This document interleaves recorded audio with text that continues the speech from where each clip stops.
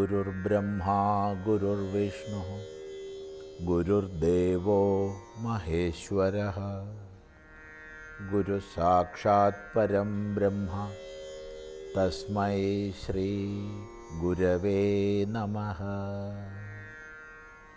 ഓം സദാശിവസമാരംഭാം ശങ്കരാചാര്യമധ്യമാം അസ്മദാചാര്യപര്യന്താം വന്ദേ ഗുരുപരമ്പരാം. ശാങ്കരകൃതികളിൽ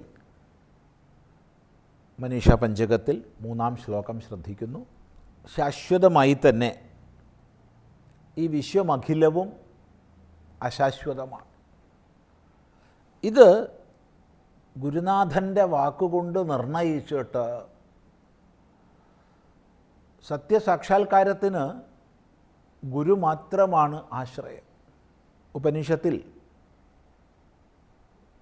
തദ്വിജ്ഞാനാർത്ഥം സ ഗുരുമേവാഭിഗച്ഛേത് എന്ന് വ്യക്തമായി പറയും. ആ പരമമായ സത്യത്തെ സാക്ഷാത്കരിക്കുന്നതിന് വേണ്ടി ഗുരുവെ തന്നെ പ്രാപിക്കണം എന്ന്. ഗുരുപദേശത്തിലൂടെയാണ് സത്യസാക്ഷാത്കാരത്തിലേക്കുള്ള പാത തുറക്കുന്നത്. അങ്ങനെ ഗുരുനാഥൻ്റെ സ്വാനുഭൂതി സമ്പന്നൻ്റെ ഉപദേശം കൊണ്ട് ഈ പ്രപഞ്ചത്തിൻ്റെ മിഥ്യാത്വവും ബ്രഹ്മസത്യത്വവും ഉറച്ചിട്ട് നിത്യം ബ്രഹ്മ നിരന്തരം വിമൃശത, നിത്യമായ ബ്രഹ്മത്തെ നിരന്തരം എന്ന് പറഞ്ഞാൽ അന്തരമില്ലാതെ, ഇടതടവില്ലാതെ, ലോകത്തിൽ ഏത് സന്ദർഭത്തിലോ ആവട്ടെ, ബാഹ്യങ്ങളായി പല സാഹചര്യങ്ങൾ നമ്മുടെ എല്ലാം ജീവിതത്തിൽ വരും. ഏതൊരു സാധകൻ്റെ ജീവിതത്തിലും സുഖം ദുഃഖം, മാനം അപമാനം, ശീതം ഉഷ്ണം, പൂജ പരിഭവം, സ്തുതി നിന്ദ, ഇങ്ങനെയുള്ള ദ്വന്ദ്വങ്ങൾ നിരന്തരം ഉണ്ടാവും. ദ്വന്ദ്വങ്ങളില്ലാതായിട്ട് ഞാൻ ആത്മവിചാരം ചെയ്യാം എന്ന് പറഞ്ഞാൽ സാധ്യമല്ല. അപ്പം മാറി വരുന്ന ഏത് സാഹചര്യത്തിലായാലും യാതൊരു മാറ്റവുമില്ലാതെ നിരന്തരമായി അന്തരമില്ലാതെ നിത്യമായ ബ്രഹ്മത്തെക്കുറിച്ച് വിമർശനം ചെയ്യുന്നവൻ, വിചാരം ചെയ്യുന്നവൻ, ഇവിടെയാണ് വളരെ ശ്രദ്ധിക്കേണ്ടത്. ഗുരുനാഥൻ്റെ ഉപദേശത്തോടു കൂടി ബ്രഹ്മതത്വത്തെ വിമർശനം ചെയ്യാൻ തന്നെയും നമുക്ക് അന്ധഃകരണത്തിൻ്റെ വിശുദ്ധി ആവശ്യമുണ്ട്. അപ്പോൾ ശുദ്ധമായ അന്ധഃകരണത്തോടു കൂടി മാത്രമേ സത്യത്തെക്കുറിച്ച് വിചാരം ചെയ്യാൻ സാധിക്കൂ. അല്ലെങ്കിൽ വിചാരം സാധിക്കില്ല.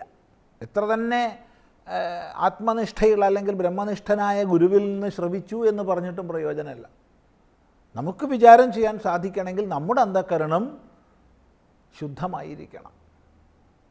അതാണ് കാണിക്കുന്നത് നിർവ്യാജ ശാന്താത്മന, നിർവ്യാജമായ, വ്യാജമൊഴിഞ്ഞ, അവനെ പറ്റിക്കണം അവളെ പറ്റിക്കണം എന്നുള്ള ചിന്തകളെല്ലാം ഇല്ലാതായ, ഋജുവായ, എല്ലാ കുടിലതകളും മായികത്വങ്ങളും നീങ്ങിയ, അങ്ങനെയുള്ള നിർവ്യാജമായ, അതുകൊണ്ട് തന്നെ ശാന്തമായ, പ്രശാന്തമായ അന്തഃകരണത്തോടു കൂടിയ ആൾ. ഇത്തരം നിർവ്യാജവും ശാന്തവുമായ അന്ധഃകരണം കൊണ്ട് മാത്രമേ സത്യത്തെക്കുറിച്ച് വിചാരം ചെയ്യാൻ കഴിയൂ. അങ്ങനെ നിരന്തര വിചാരം ചെയ്ത് കഴിയുന്നവനാൽ എന്താണ് സംഭവിക്കുന്നത്? ഭൂതം ഭാവിച്ച ദുഷ്കൃതം പ്രദഹത സംവിന്മയേ പാവകേ. ഭൂതവും ഭാവിയുമായ ദുഷ്കൃതം മുഴുവൻ പ്രകർഷേണ ദഹിപ്പിക്കുന്നവനാൽ, താത്പര്യം ഇങ്ങനെ വിചാരം ചെയ്യുന്ന ആൾ ഭൂതത്തെയും ഭാവിയെയും എല്ലാം ദഹിപ്പിക്കുന്നവനായിത്തീരുന്നു. അവനാൽ എവിടെ ദഹിപ്പിക്കുന്നു?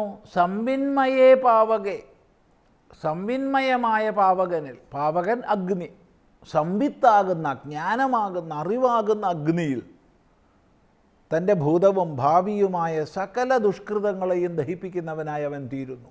അവനാൽ പിന്നീട് എങ്ങനെയാണ് അയാൾ ഇരിക്കുന്നത്? പ്രാരബ്ധായ സമർപ്പിതം വപുഹു. അവൻ പ്രാരബ്ധത്തിനായിക്കൊണ്ട് ശരീരത്തെ സമർപ്പിച്ചിരിക്കുകയാണ്. വളരെ വലിയൊരു വീക്ഷണമാണ് ഇവിടെ നൽകപ്പെടുന്നത്. നമുക്ക് ക്രമമായി ചിന്തിക്കാം. നോക്കൂ, നിർവ്യാജമായ എല്ലാ കുടിലതകളും നീങ്ങിയ പരിശുദ്ധമായ അന്ധഃകരണത്തോടുകൂടി ബ്രഹ്മത്തെ നിരന്തരം വിചാരം ചെയ്യുന്നവനാൽ എങ്ങനെ ഗുരുവിൽ നിന്ന് ശ്രവണം ചെയ്ത് ഈ പ്രപഞ്ചം മുഴുവൻ മിഥ്യയാണെന്നും നശ്വരമാണെന്നും ബ്രഹ്മം മാത്രമാണ് നിത്യമെന്നും അറിഞ്ഞ് നിശ്ചയിച്ച് വിചാരം ചെയ്യുന്നവൻ, അങ്ങനെയുള്ള ആൾ ഭൂതവും ഭാവിയുമായ സകല ദുഷ്കൃതങ്ങളെയും പ്രകർഷേണ ദഹിപ്പിക്കുന്നവനായി തീരുന്നു. ഭൂതവും ഭാവിയും എന്ന് പറഞ്ഞാൽ അതിൽ വർത്തമാനം ഉൾപ്പെടുമെന്ന് പറയേണ്ടതില്ലല്ലോ. കാരണം ഈ കാലത്തെ സംബന്ധിച്ച് ആപേക്ഷികമാണ് കാലം, തീർത്തും ആപേക്ഷികമാണ്. നമ്മൾ ഭൂതം, വർത്തമാനം, ഭാവി എന്ന് പറയുന്നത് തീർത്തും ആപേക്ഷിക തലത്തിലാണ്. ഇപ്പോൾ വർത്തമാനം എന്ന് നമ്മൾ പറയാൻ തുടങ്ങുമ്പോഴത്തേക്ക് വർത്തമാനം കഴിഞ്ഞ് ഭൂതമായി. അപ്പോൾ അങ്ങനെ ചിന്തിക്കുമ്പോൾ വർത്തമാനകാലം ഉണ്ടോ? ഉണ്ട് എന്ന് നമ്മളൊക്കെ പറയും. നമ്മുടെ എല്ലാ അനുഭവമാണ് വർത്തമാനകാലം ഉണ്ടെന്നുള്ളത്. പക്ഷേ വർത്തമാനകാലം എന്ന് പറയുമ്പോഴത്തേക്ക് അത് ഭൂതമായി കഴിഞ്ഞു. നിരന്തരമായ കാലപ്രവാഹത്തിൽ നമുക്ക് ഭൂതം, വർത്തമാനം, ഭാവി എന്ന് വ്യവഹാരത്തിന് വേണ്ടി തരംതിരിക്കാം എന്നല്ലാതെ ഇന്നത് ഭൂതം, ഇന്നത് വർത്തമാനം, ഇന്നത് ഭാവി എന്നൊന്നും നമുക്ക് നിരപേക്ഷമായി പറയാൻ കഴിയില്ല. സദാ ഭൂതത്തിൽ തന്നെ കഴിയുന്ന ഒരാൾ, അയാളെ സംബന്ധിച്ച് വർത്തമാനം ഭൂതമാണ്. ഭാവി പ്രതീക്ഷകളിൽ തന്നെ വർത്തമാനം ചെലവഴിക്കുന്ന ഒരാൾ, അയാളെ സംബന്ധിച്ച് ഭാവി വർത്തമാനമാണ്. അതാണിത് ആപേക്ഷികമാണെന്ന് പറഞ്ഞത്.